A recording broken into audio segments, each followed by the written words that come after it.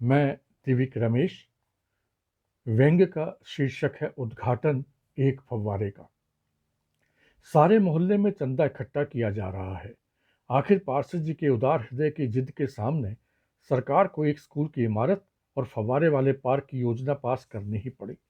यह बात पार्षद जी नहीं बल्कि सारे हट्टे कट्टे शरीफजादे डंके की चोट पर सबको बता रहे हैं। इन विचारों की थकान मिटाने के लिए पार्षद जी का उदार हृदय कुछ नगद रुपए, शराब, खाना पीना ही नहीं प्रदान करता, अपितु मोहल्ले में रौब से घूमने की छूट, जमानत पर छुड़वाने का आश्वासन भी देता है। और फिर बरसों की कामना पूरी होते देख कौन पार्षद जी के आग्रह को टाल सकता है। और वह भी उनके ऐसे गुणों को देख कुछ ना कुछ जरूर देते हैं। स्कूल और पार्क के लिए जमीन निर्धारित हो गई।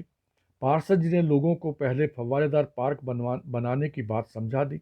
आखिर शुद्ध हवा खाकर जब तक अच्छे बच्चे नहीं होंगे तो उनका दिमाग कहाँ से ताज़ा होगा, और बिना दिमाग के स्कूल कैसा।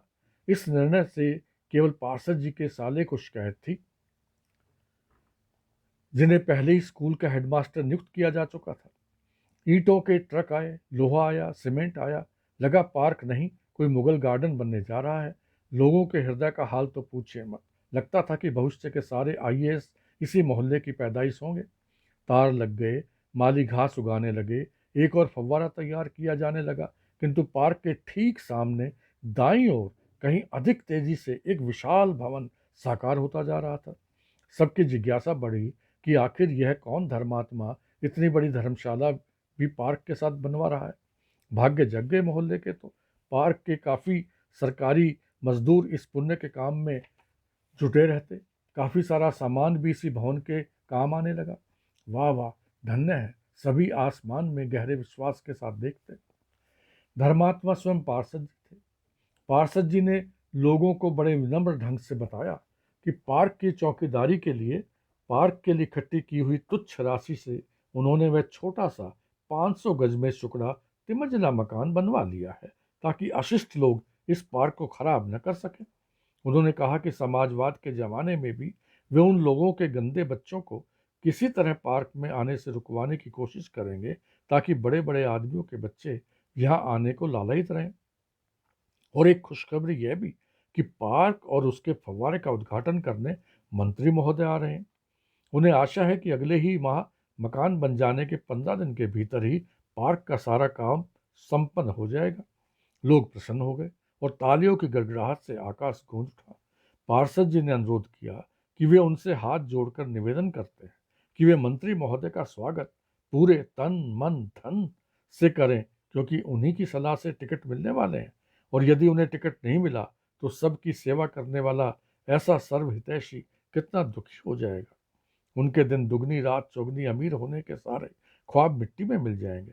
पार्षद जी की आंखों में आंसू छलछलाए थे। लोगों ने भी अपनी आंखें पोंछ ली। संयोजकों ने पहले ही कपड़े के थोक व्यापारी से कुछ स्थानों का प्रबंध कर रखा था। सभी ने प्रण किया कि वे मंत्री जी को स्वागत का सही रूप दिखा देंगे। पार्क बन चुका है, फव्वारा लग चुका है। कुछ ही देर में मंत्री जी कल दबाकर फव्वारा चलाएंगे। सभी खुश हैं। मंच पर खड़े पार्षद जी लोगों को संबोधित कर कह रहे हैं, आज जो आपने मंत्री जी को मालाओं से लाद दिया है, इससे मेरी सफलता का अनुमान लगा। मंत्री जी अवश्य मुझे टिकट देने का कष्ट करेंगे। मैं यह भी बता देना चाहता हूँ कि पार्क निर्माण के साथ मैंने बेकारी दूर करने का भी फैसला किया है। वे सरकारी मजदूर जो इस पार्क के निर्माण के लिए लगाए गए थे, मेरे आदेश पर पूरा 1 महीना इस सेवक के मकान निर्माण के लिए लगे रहे, और मकान बनने के बाद फिर पार्क पर लगा दिए गए, और इस प्रकार 1 महीना अधिक वे काम पर लगे रहे। मंत्री जी मुस्कुराए और लोगों ने जोर जोर से संयोजकों के इशारे पर तालियां बजा दी। उन्होंने आगे बताया कि सरकारी मकान का प्रयोग भी उन्होंने अपने भवन के लिए किसी खास प्रयोजन से किया है। सामान का अंधाधुंध उपयोग करने से खपत बढ़ती है और उससे सामान की मांग बढ़ती है, जिससे पूरी अर्थव्यवस्था पर अच्छा असर पड़ता है। यह बात उन्होंने मैट्रिक में अर्थशास्त्र पढ़कर सीखी थी। पार्षद जी ने मंत्री से अनुरोध किया कि वे फव्वारे का उद्घाटन कर इन भोले भाले बेवकूफ़ लोगों को अनुग्रहित करें, ताकि आप और हम जैसे लोगों के बच्चों के खेलने के लिए अच्छा खासा स्थान मिले। मंत्री जी उठे। सभी निगाहें आश्चर्य मिश्रित सुख से भरी जा रही थी। इतने बड़े आदमी के दर्शन कब कब होते हैं भला?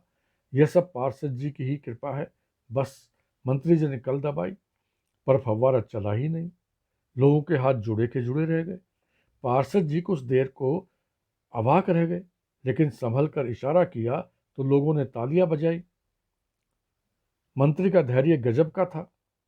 जरा भी विचलित हुए बिना सभी स्थिति भांप ली और मुस्कुराते हुए बोले, भाइयों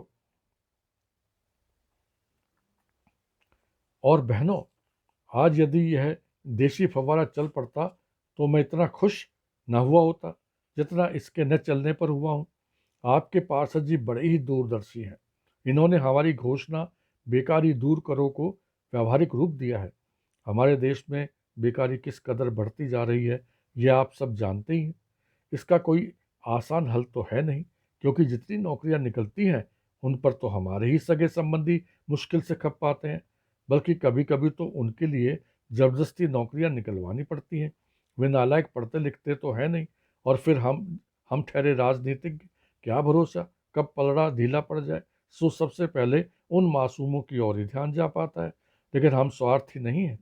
हम स्वार्थी हों भी तो ऐसा कह नहीं सकते, क्योंकि ये हमारी मजबूरी है। आखिर वोट तो हमें लोगों से ही लेना है। हाँ, तो मैं बता रहा था कि फव्वारे को न चलता देख मैं पार्षद जी की दूरदर्शिता का कायल हो गया हूँ।